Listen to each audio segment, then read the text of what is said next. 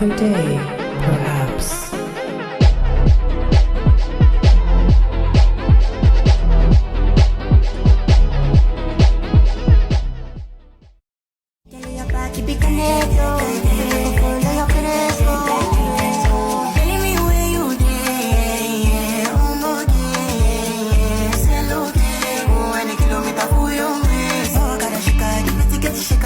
دي حاجة تجن تجن ليل نهار بتزن تزن انا هرمي التليفون واسيبها ترن ترن ترن دي حاجة تجن تجن ليل نهار بتزن تزن انا هرمي التليفون واسيبها ترن ترن ترن دي حاجة تجن تجن. Going down to the railway station, gonna get a ticket to ride. Find a big fat lady with two or three kids to sit down by. How'd you come up with the spelling of your name? Flip flops. Same way your mom hit came your up with bitch long in the ears. socks. This a big watch. Diamonds dripping off of the. Merrily we fall out of line, I'd fall anywhere. Alors, Guignou, vous êtes transgenre, vous étiez une fille et maintenant vous êtes un garçon. Êtes-vous heureux? Oui, je suis très heureux. Oui, mais enfin tout de même, Jésus. Oh, ta gueule. Voilà, c'était Flash Débat.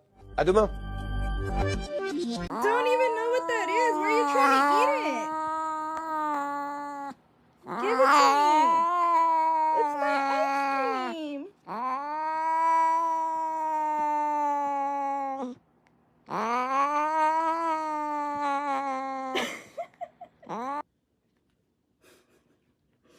Reason number 86 why I love men. Because they just break everything. Everything, you know? Anything delicate and beautiful around them, just like clonk. Oh, sorry. Oh, oops. Oops, sorry. I love it, you know? I just love how muscular and big you guys are, just ruining everything in sight. I freaking love it. Ooh, this is nice. Girl, this all this is you. I was shocked, honey. I was in tears almost. And it has a white refrigerator. I was like, oh. I hate when a man plays the whole, oh, but if there was no men, who would protect the women? Protect us from who? Lions and tigers and bears? I've seen enough middle-aged American women on my For You page taming animals that should never be tamed. We're good. Just to add, I would also be terrified if a lion were chasing me down the street, of course. I would be 1,000 times more scared if 5 men in balaclavas was chasing me down the street. If that doesn't say it all. It's too bad, Daria. I always kind of felt you understood the way I think. Well, you don't know me, but I know you.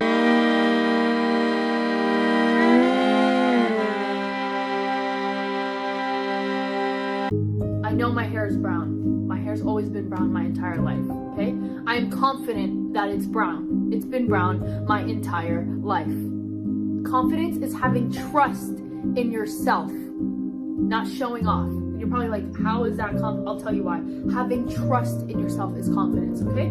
I know I'm confident my hair is brown. If some girl at the mall comes up to me and says, ew, Alyssa, your hair, or they don't know my name, sorry. They're like, oh my god, girl, your hair is so ugly. Why would you ever dye it pink? I'd look at them like this. Like, is this girl on drugs? What's she smoking? My hair's not freaking pink, it's brown. Now, if we thought the same way about ourselves, oh my god, girl, you are so ugly. You are so disgusting. Your nose is so big. I'd look at her like this. If I had confidence in myself, if I trust in myself that I was good looking, I'd go like this. What are you smoking? But we don't have confidence in ourselves.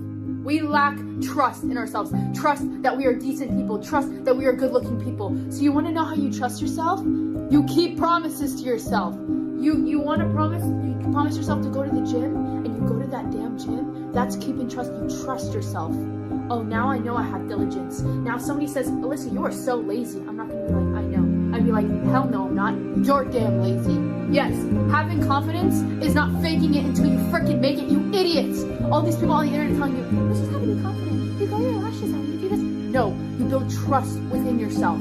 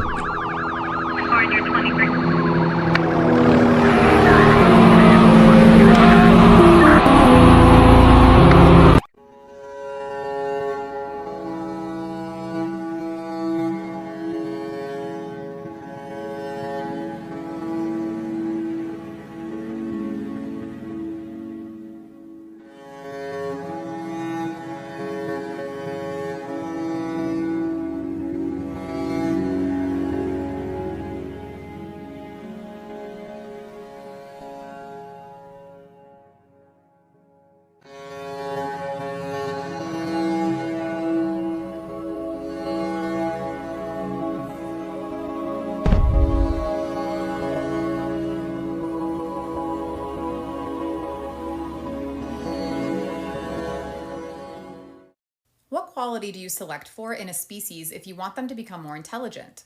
This might seem obvious, but the current evidence suggests that the most effective method is not by breeding for intelligence, but for an entirely different quality.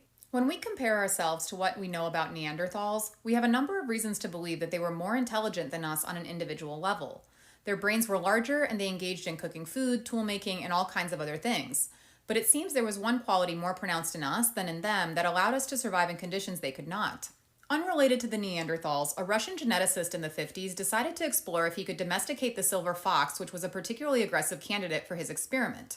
He was curious that there were very similar physical characteristics among domesticated species such as pigs and dogs compared to their wild counterparts. They tended to be smaller, frequently with curled tails, floppy ears, spots, and overall more cute and baby-like. He suspected these characteristics might simply be byproducts of domestication and decided to test his theory by breeding the foxes for only one specific quality: friendliness. The first generations of foxes were extremely aggressive, so at first the team selected foxes that simply showed the slightest hesitation at biting them. But within just a handful of generations, the foxes were wagging their tails and jumping into the arms of the researchers. Physical traits such as shorter snouts, spots, curled tails, and overall cuteness appeared as well, adding evidence that they're indeed byproducts of domestication. Similar changes in the size and shape of the head can be seen in human remains over time, suggesting we also went through this process of selecting for friendliness while Neanderthals did not. But another unexpected byproduct besides appearance seems to emerge from this process: intelligence. The friendly foxes scored significantly higher on tests of intelligence than non-domesticated silver foxes. How can selecting for friendliness make a species smarter? Here's an example from evolutionary biologist Joseph Henrich. Let's say you have a genius species where 1 in 10 of them invents something new like a fishing rod, compared to another species where only 1 in 1,000 individuals will achieve something like this, but the geniuses are much less social.